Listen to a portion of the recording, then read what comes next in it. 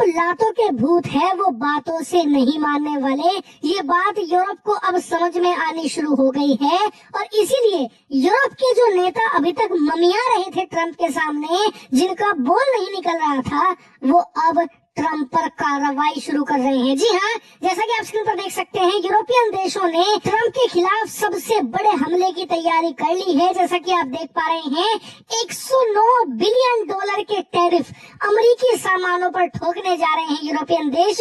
और ये भी कह दिया है कि ये तो बस शुरुआत है, ये तो हमारा वार्निंग शॉट है। हम एक बजूका की तैयारी कर रहे हैं अमेरिका के खिलाफ, जो अमेरिका की अर्थव्यवस्था को घुटनों पर ला देगी। जी हाँ, जैसा कि आप स्क्रीन पर देख पा रहे हैं, पूरी दुनिया इसी पर डिस्कशन कर रही है कि यूरोप का वो बजूका हथियार क्या है जो अमेरिका को हिलाकर रख देगा। और इस वीडियो में मैं आपको यही बताने जा रहा हूँ। तो सबसे पहले जान लीजिए कि ये बजूका शब्द क्या है। जो आप स्क्रीन पर देख पा रहे हैं, ये एक पुराने जमाने का हथियार है बजूका।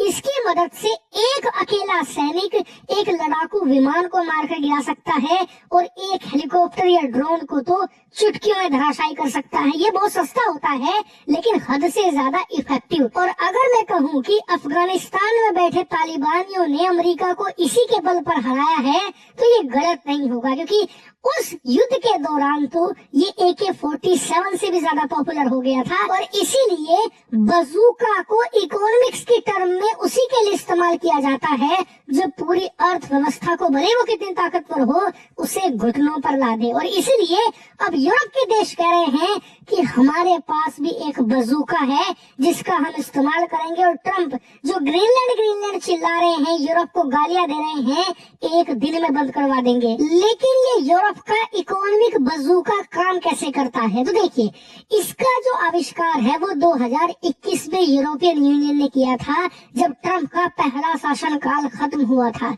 यूरोप को पता लग गया था कि अमेरिका में कल को फिर से ट्रम्प जैसा कोई राष्ट्रपति आएगा, वो हम पर टैरिफ लगाएगा, क्योंकि पहले टर्म में भी ट्रम्प ने यही किया था।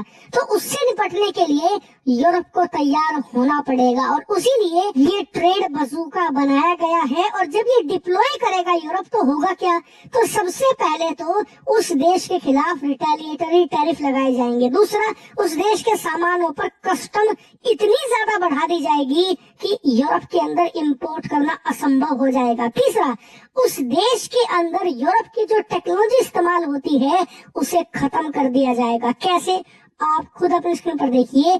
F-35 स्टेल्थ लड़ाकू विमान, जो कि अमेरिका का सबसे ज्यादा शानदार एयरक्राफ्ट है, इसके अहम कंपोनेंट यूरोप के देश बनाते हैं। सबसे अहम बात, यूके जो कि एक यूरोपियन देश है, इसकी एक कंपनी है BAE सिस्टम, जो कि इसका सोर्स कोड कंट्रोल करती है। जी हाँ, यूरोप के हाथ में है F-35 का सोर्स कोड। और इसीलिए कल को अगर इन कंपोनेंट की सप्लाई यूरोप बंद कर दे या फिर F-35 के सोर्स कंट्रोल से छेड़खानी कर दे, तो अमेरिकी वायुसेना को या थल सेना को लेने के देने पड़ जाएंगे। इतना ही नहीं, अमेरिका के हर एक हथियार में कुछ ना कुछ यूरोपियन कंपोनेंट आपको देखने को मिलेंगे, यानी कि अमेरिकी सेनाओं के लिए सुपर क्रिटिकल है यूरोप।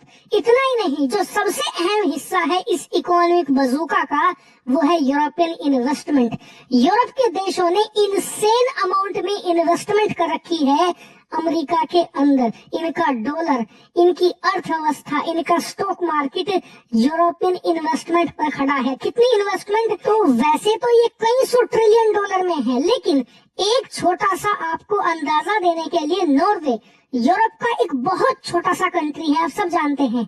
अकेले यूरोप का 1.2 ट्रिलियन डॉलर इन्वेस्टेड है अमेरिकी मार्केट में। सोचिए, वो कल को कहे मैं सारा निकाल रहा हूँ, भर भरा कर गिर जाएगा अमेरिकी स्टॉक मार्केट। और अब आप अंदाजा लगा सकते हैं कि नॉर्वे का 1 ट्रिलियन है, तो फ्रांस, जर्मनी, ब्रिटेन, स्विट्जरलैंड, इनका कितना इनसेन अमाउंट इन्वेस्टेड होगा अमेरिकी मार्केट में। सब कुछ खत्म कर दिया जाएगा। और इसीलिए मैं कहता हूँ कि यूरोप के नेता अपनी रीढ़ की हड्डी नहीं दिखाते। अगर ये एक बार मजबूती से जवाब देना ट्रम्प को, तो ट्रम्प की इतनी हिम्मत नहीं कि यूरोप के सामने वो खड़े भी हो पाए, क्योंकि ओवर द ईयर्स यूरोप और अमेरिका इतने ज्यादा इंटीग्रेट हुए हैं कि एक को नुकसान पहुंचेगा ना तो दूसरा अपने आप बिलबिलाएगा, दूसरे को उससे ज्यादा नुकसान होगा। ट्रंप इस बात को अभी नहीं समझ रहे क्योंकि उन्हें लग रहा है कि यूरोप के नेता कमजोर हैं, ये कुछ नहीं करेंगे। एक बार यूरोप के नेताओं ने डर दिखा दिया ना तो ट्रंप ऑलरेडी घुटनों पर आ जाएंगे।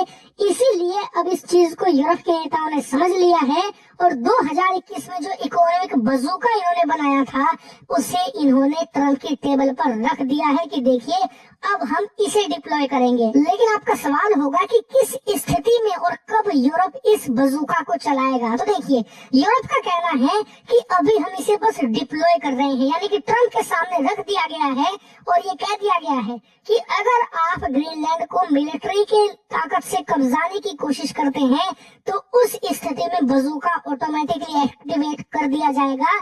आप सोच समझकर कदम उठाना, यानी कि एक डिटरेंस क्रिएट किया जा रहा है ट्रंप के सामने। इसके अलावा भविष्य में मिलिट्री के भी कई ऑप्शन है यूरोप के पास। आप कहोगे कि वो कैसे? तो वो ऐसे कि यूरोप के अंदर ढेर सारे मिलिट्री बेसिस हैं अमेरिका के जो कि सुपर क्रिटिकल है उसके लिए। ऐसे में अगर यूरोप ये कह दे कि आप एयर बेसिस खाली कीजिए तो अमेरिका की शक्ति एकदम से यूरोप के अंदर खत्म हो जाएगी। लेकिन ये सब करने के लिए यूरोप को एकजुटता दिखानी होगी और समस्या ये है कि यूरोप के कुछ देश ऐसे हैं जो ट्रंप के लिटरली चमचे हैं। वो देश अमेरिका के, अगर मैं सैटेलाइट स्टेट कहूँ या एक अमेरिका का राज्य कह दूं तो गलत नहीं होगा। कौन से हैं देश? हंगरी, पोलैंड, इस्टोनिया जैसे देश ये लिटरली ट्रंप के चमचे हैं और इन देशों की वजह से ही यूरोप एकजुट नहीं हो पा रहा। वहीं जर्मनी में भी जो नेता हैं वो इतने ताकतवर नहीं है, इसी वजह से यूरोप को एकजुटता दिखाने में बहुत मुश्किलों का सामना करना पड़ रहा है। अगर कल को जर्मनी में एंगेला मर्केल जैसी नेता होती तो अब तक ट्रंप को सबक सिखाया जा चुका होता। लेकिन फिलहाल तो फ्रांस अकेला देश है जो डेनमार्क के साथ कंधे से कंधा मिलाकर ग्रीनलैंड की रक्षा कर रहा है। अगर उसको साथ मिल जाए जर्मनी और ब्रिटेन का भी तो मामला एकदम से पलट जाएगा। लेकिन फिलहाल देखना ये है कि क्या ट्रंप यूरोप के इस बजूका से डरेंगे या फिर वो अपनी इनसेन पॉलिसी को जारी रखेंगे और ग्रीनलैंड को जो कब्जाने का उनका प्लान है उसे आगे बढ़ाएंगे। ये हमें आने वाले 2 से लेकर 4 दिनों के अंदर पता लग ही जाएगा। लेकिन एक बात तो आप लिख कर ले लीजिए कि चाहे ट्रंप ग्रीनलैंड को कब्जाएं या ना कब्जाएं, यूरोप और अमेरिका के संबंध अब ऐसे नहीं होने वाले जैसे पहले हुआ करते थे और इसका फायदा मिलेगा भारत जैसे देशों को, क्योंकि यूरोप के ये 30 से ज्यादा देश अभी अमेरिका के सामने किसी को कुछ नहीं समझते थे। अब इन्हें एहसास हो रहा है कि इन्हें एक अल्टरनेटिव देश की जरूरत है। चीन वो देश नहीं हो सकता क्योंकि वो कम्युनिज्म को बढ़ावा देता है, ये डेमोक्रेटिक कंट्री है। इसीलिए भारत एकदम से इनके लिए गोल्डन ऑप्शन की तरह सामने आएगा और आप देखेंगे कि भविष्य में यूरोप के देश भारत में खूब इन्वेस्ट करेंगे ताकि भारत एक ऑप्शन की तरह खड़ा हो अमेरिका और चीन के साथ, ताकि कल को ऐसी सिचुएशन दोबारा से आए तो यूरोप के पास अमेरिका के अलावा भी एक एलाई मौजूद हो जो इनकी रक्षा करे, इनका साथ